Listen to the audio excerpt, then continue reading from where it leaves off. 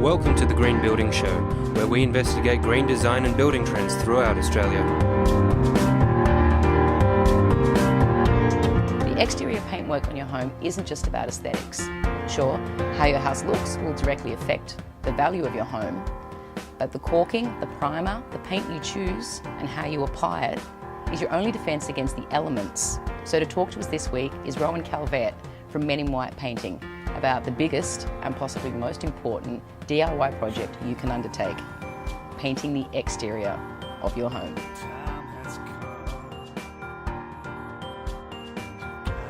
For everything we need to know about painting our exteriors, we have Rohan Calbert from Men in White. Thanks, Nicole. Now, you run Men in White, obviously you guys are painters. Yes. So from the bat, if someone is considering an exterior painting DIY, Yes. what would be your first bits of advice? What do people need to consider? Well, I think the first thing to consider is that painting the outside of your house is all about protection, and that's different to the inside when it's about decorating. So when I say protection, it's about protecting it from the elements, okay? Principally water and weather. There's five main challenges that I think people should think about. The first, as I mentioned, is weather, so water, and also the change in temperature. Principally, it's about keeping the water out. The main way that water gets in is by pooling on the top of, for example, masonry parapets. The other place it gets in is rising up from below. So you might need to treat that with a waterproofing system. Yep. Painting is all surface. We're basically beauticians. We're just dealing all with surface. Yep. You can get some movement laterally, some moisture coming in through cracks, especially with driving wind with rain, but principally it's all about coming from the top and the bottom. And I suppose other than the moisture and rain, Yes. the other elements you've got to protect your house from Yes. is heat, especially in Australia. Absolutely, absolutely. There's actually some great new technologies with heat reflective paint that actually reflects the light before it's absorbed as heat, which is really, really good for roofs, for example.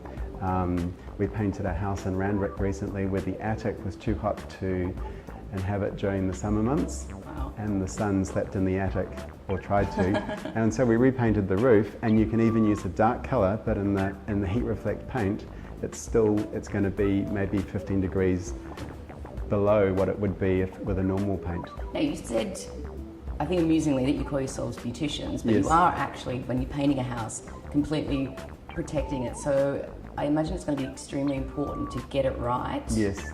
From the start. Absolutely. So if we start, Yes. you're talking about surfaces. Yes. What do you need to consider before you even buy paint? When Yes. you're looking at your house and you're thinking about what to do? Good. Surfaces, what am I looking at? What's my first line of thinking? The different materials have different properties. So for example, imagine it was, we're talking about a new house, for example, that hadn't been painted before, and the front was render, which is in vogue at the moment, and perhaps the back was timber. So you might want to think about making sure that the render is fully cured. Tools wise then, what are you going to need to approach that outdoor space? Well, you're going to need brushes and pots and rollers, and I wouldn't recommend technology for the do-it-yourselfer. I'd stay away from spray guns and things like that. I would chat to your next door neighbour and ask to have a look in their shed, because I'm pretty sure in the average Aussie shed there's $50 worth of Bunnings old brushes and leftover primer. Is there a certain sort of bristle that you need to be getting, or? Well, from the professional point of view, yeah, like getting a good quality bristle will make a big difference, but you might pay $30 for a brush.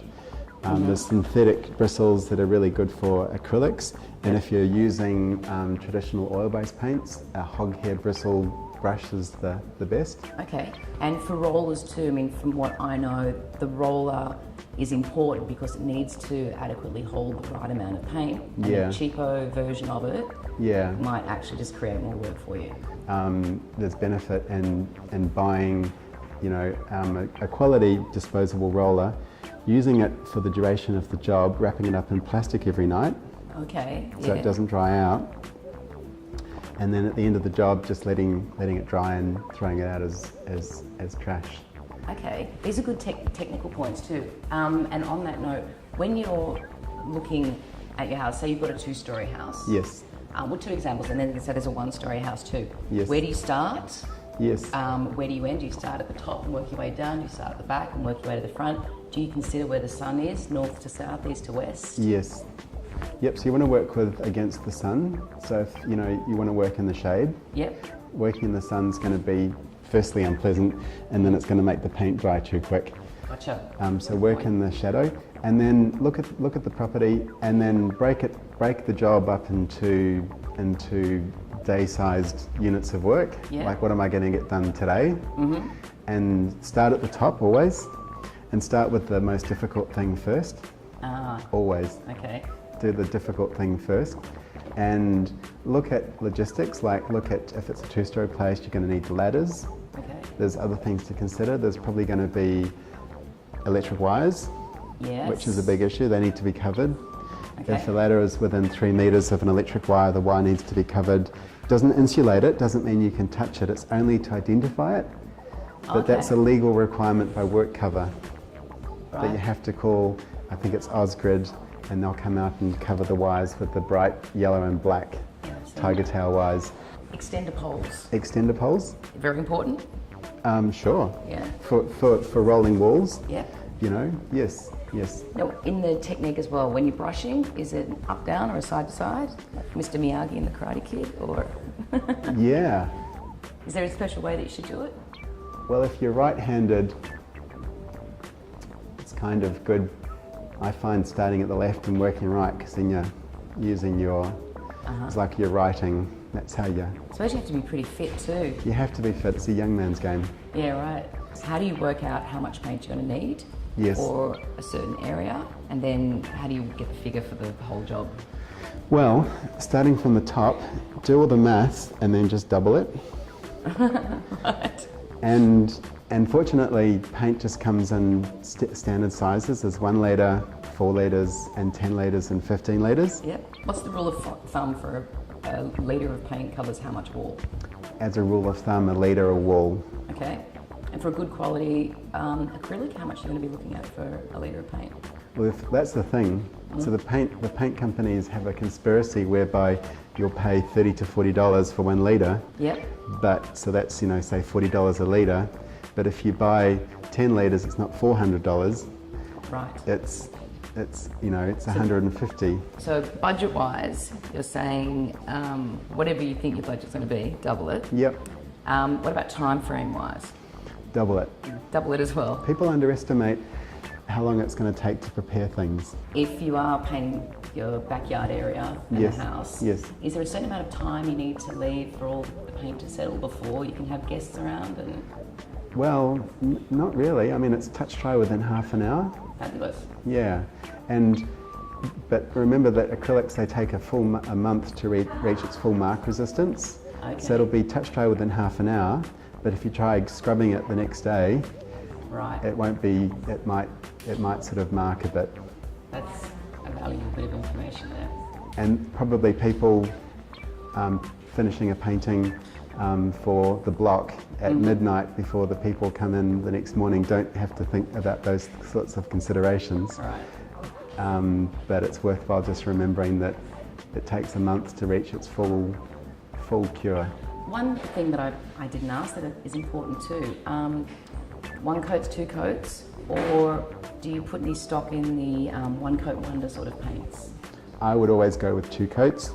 The reason being that the second coat is probably quicker than the first coat. I've got a painter friend that timed it, he said it wasn't, but I think that after the first coat, you've figured out the best way to paint it. You've done all the prep, the drop sheets are down, the brush is wet, you give another coat, and it guarantees that everything's covered, there's no misses, and often the sheen is much more thorough. It's just got better body. loading the paint onto your brush or your Yes, roller. yes. And then the actual application on the wall. Is there a rule of thumb as to not get it too thick and clunky, or not to be too thin and wasting your time? It's about when you're working with your brush. Okay, a lot of people think you've got to wipe it on the lid to get all the excess paint off. Yep. Don't have to. You just tap it like that, and that kind of holds the paint inside the bristle. So then you can paint, and you won't get drips falling off. Fabulous bit of advice right there. Excellent. Well, as always, a pleasure to talk to you. Thanks for sharing your knowledge on painting the exteriors of your house. Pleasure.